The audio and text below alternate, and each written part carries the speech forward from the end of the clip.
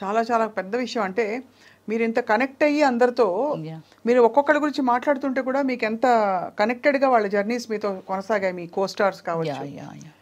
కానీ ఈ మొత్తం జీవితంలో మీరు యాక్చువల్లీ ఏం కోరుకున్నారు? అవన్నీ వచ్చేసాయి. Yes. What did you want? ఇప్పుడు ఇండస్ట్రీకి వచ్చినప్పుడు ఏమనుకుంటారు? పేరు రావాలి, అవును. నేను యాక్ట్ చేయాలి, 10 మంది నన్ను గుర్తుపట్టి మెచ్చుకోవాలి, ఇదే కదా. Yeah. నాకు బోల్డ్ డబ్బులు ఉండాలి, ఇంతే కదా ఉంటాయి. Yes. ఇంకేమన్నా ఉంటాయా? అంటే నేను అనేది ఫర్ ఎగ్జాంపుల్ అవార్డ్స్ గెలుచుకోవాలి అలాంటివి ఉంటాయా? అవి వచ్చాయి. వచ్చాయి. మదర్ తెరెసా అవార్డు వచ్చింది for social service, of course. అది అది కాకుండా మీరు maximum number of languages 9 languages. 9 language. So Telugu, Tamil, Malayalam, Kannada, Oriya, Bhojpuri, Hindi, Punjabi, Bengali. అబ్బా ఎంత గొప్ప లైఫ్. అది కూడా ఇంత షార్ట్ స్పాన్ లో. yes, exactly. 97 నుంచి ఇప్పటి వరకే కదా ఏదైనా. అంతే. అంటే 26 years లో.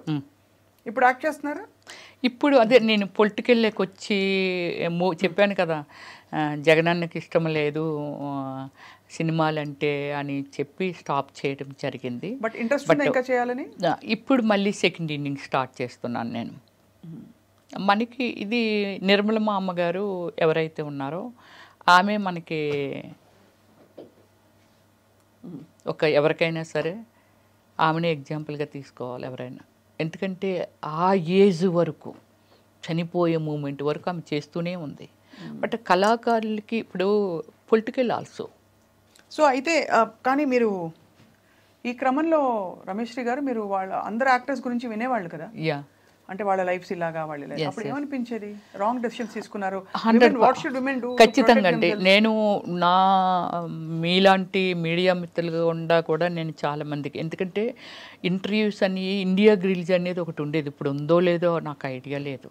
ఇండియా గ్రిల్స్ ఎప్పటి నుంచో మొదలు పెట్టేశాను. నాకు అంటే క్యూ కట్టేవాళ్ళు ఇంటర్వ్యూస్కి. ఆ హీరోయిన్లు కూడా వచ్చేవి కాదు ఇంటర్వ్యూస్, అవిని అన్ని ఇంటర్వ్యూ చేసేసేదాన్ని నేను.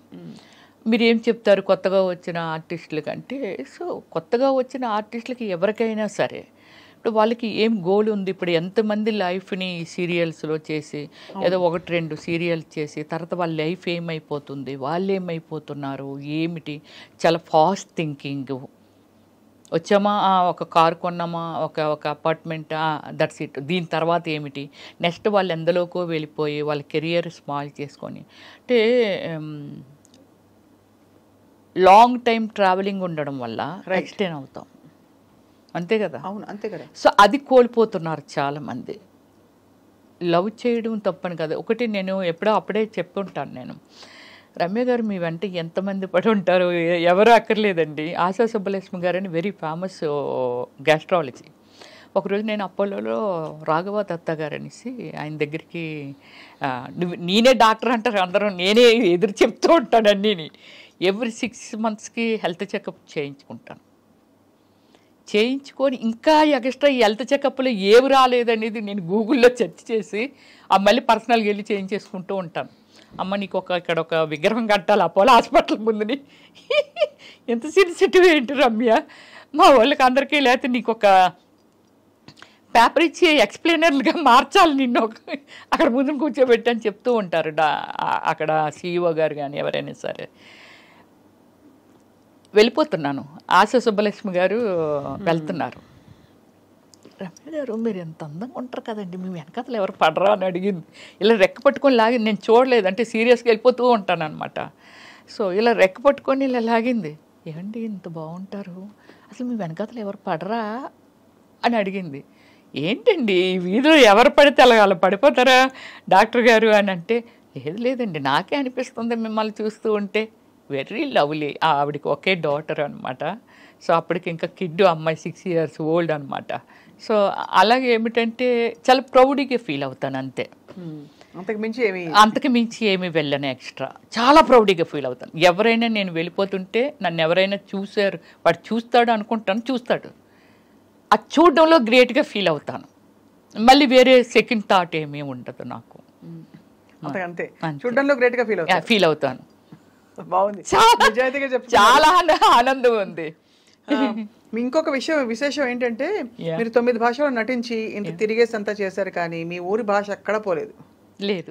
ఉత్తరాంధ్ర భాష ఇది కూడా మీకు చెప్పాలి, ఎంతమంది అడిగారు తెలిసిన, ఏంట్రా మీ స్లాంగ్ మార్చవేంటి, ఎందుకు స్లాంగ్? నేనన్నా ఎందుకు మార్చాలి అన్నా, తల్లిని మార్చినట్టుగానే కదా.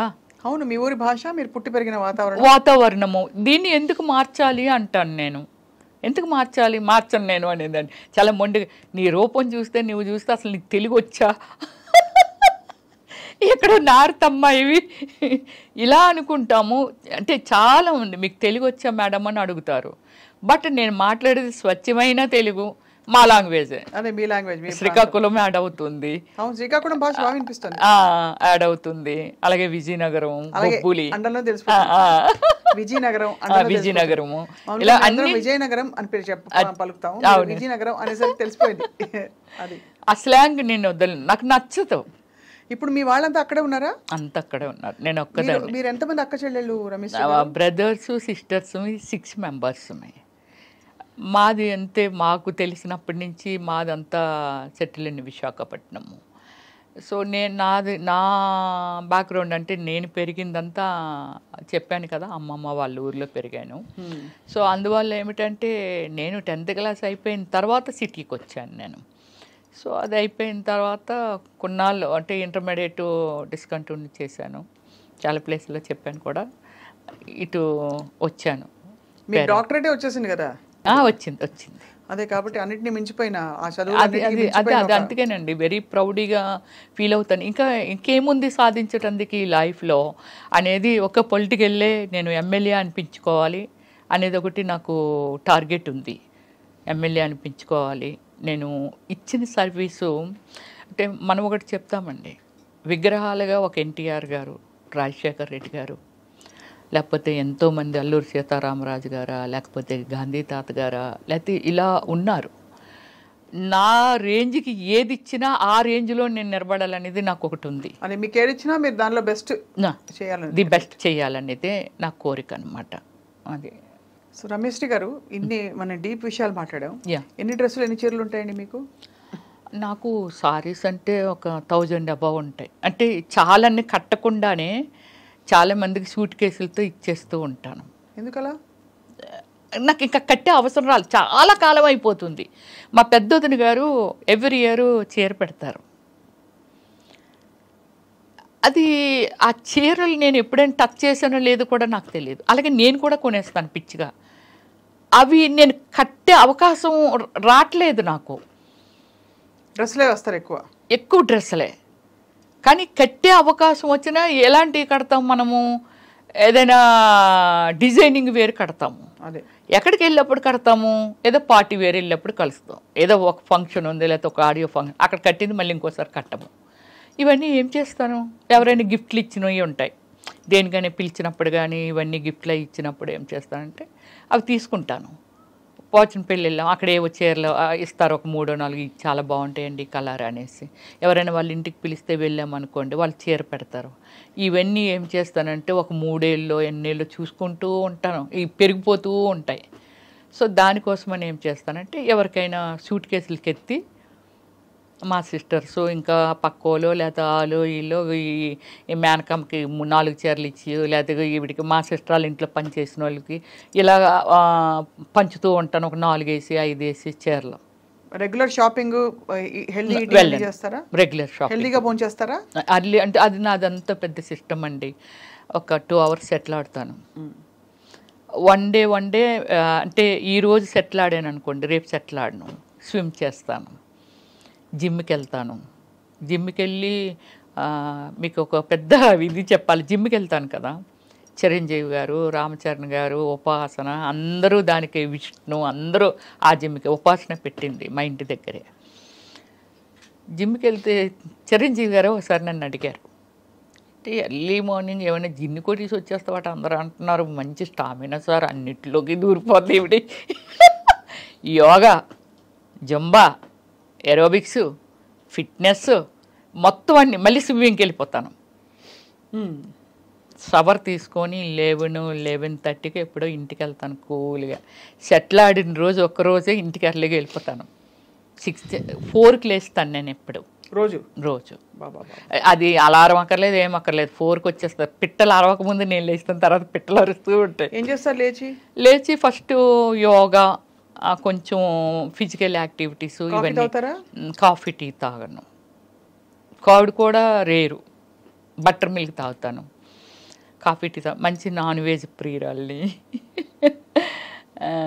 అలాని వీక్లీ వన్సే, రైస్ కూడా కాదు. సో అయితే మీరు జిమ్ ఇప్పటికే వెళ్తున్నారు ఆ జిమ్కి? ఏది మానేను నేను, ఏది మానేను. ఇప్పుడు లెగ్స్ ఇలా స్ప్రెడ్ చేస్తాను, బ్యాక్ బెండ్ చేస్తాను, లెగ్ ఇలా స్కై ఇది చేస్తాను, అన్నీ చేస్తాను నేను ఇప్పటికీ కూడా. అసలు వింటుంటే ఒక మనిషి జీవితం గురించి వింటున్నట్లేదు. మీ దాన్ని చెప్తుంటే ఒక నలుగురు రమ్యశ్రీలు మీలో ఉండి వాళ్ళందరూ కలిసి ఒక రమ్యశ్రీగా తయారైనట్టు. అంటే you have achieved so much in a short span. And మీకు ఇష్టం వచ్చినట్టు మీ టర్మ్ ఎప్పుడు నవ్వుతూనే ఉంటాను. నన్ను నేనే ప్లాన్ చేసుకుంటాను, ఎవరి హ్యాండ్లోనూ పెట్టను, నాకు నచ్చదు. ఎప్పుడైనా దిగాలేసి ఏడుస్తారా? ఎప్పుడైనా? నాకు అసలు ఏడిపే రాలేదు ఎప్పుడు. మన వల్ల ఇతరులు ఏడ్చారు ఎప్పుడైనా? అది కూడా లేదండి. అది ఇంకా నేనేమైనా ఫీల్ అయిన డే చెప్పాను కదా, 5 కోట్లు అలా పోయినా ఎవరితోని నేను షేర్ చేసుకోను. నా ఫ్యామిలీ కాదు, బ్రదర్స్ కాదు, ఎవరితోనూ పంచుకోను. నన్ను ఏదైనా రిక్వెస్టింగ్, ఏదైనా హెల్ప్ అడిగారు అనుకోండి, వీలైనంత వరకు చేయటానికే ట్రై చేస్తాను. చాలా చేసేసాను నేను, బ్యూటిఫుల్, చాలా చేశాను. సొసైటీకి ఎలా చేస్తాను, నా ఫ్యామిలీకి కూడా అంతే చేస్తాను. ఎవరినైనా నాకు తెలియకొని వెళ్ళి నేను అడ్రస్లు ఇస్తాను, మీరు ఎంట్రీ చేసుకోవచ్చండి. చిన్నప్పటి నుంచి అంటే నాకు ఏదైనా అనిపించింది, ఇప్పుడు ఇగో ₹1 కోటి లేకపోతే 2 కోట్లు నా ప్రాపర్టీ ఏదో అమ్మేశారు అనుకుందాం, నేను ఎందుకు అమ్మారని కూడా అడగను. దాన్ని అయిపోయింది, అది రిపీట్ చేయను మళ్ళీ. బాబోయ్, మీలా ఉండడం చాలా కష్టం. ఎవ్వరా అమ్మేసావు కదా ఎవ్వరా అని కూడా, గాడ్ ప్రామిస్లీ నేను ఎప్పుడు ఎవరిని అడగలేదు. అమేజింగ్, చాలా చాలా అమేజింగ్ క్వాలిటీస్. చాలా అమేజింగ్గా మీ లైఫ్ని మీరు ప్లాన్ చేసుకున్నారు రమ్యశ్రీ గారు. ఫస్ట్ మీరు అసలు సాహస వనిత. ఎందుకంటే మా ఇంటికి వస్తే మీకు తెలుస్తుందండి, it's like 7 star above my బెడ్రూమే కాదు, హాలే కాదు, డైనింగ్. కూర్చున్నాను అంటే అంత పీస్ఫుల్గా ఉండాలి. బెడ్రూమ్లోకి వెళ్తే ఒక స్వర్గలోకంలోకి వెళ్ళట్టు. అయితే మీరు ఎప్పుడు కాదనను అన్నారు కాబట్టి ఎప్పుడైనా మీరు అనుమతిస్తే వచ్చి మీ ఇల్లు చూస్తాం. అయ్యో షూర్, డెఫినెట్లీ. అది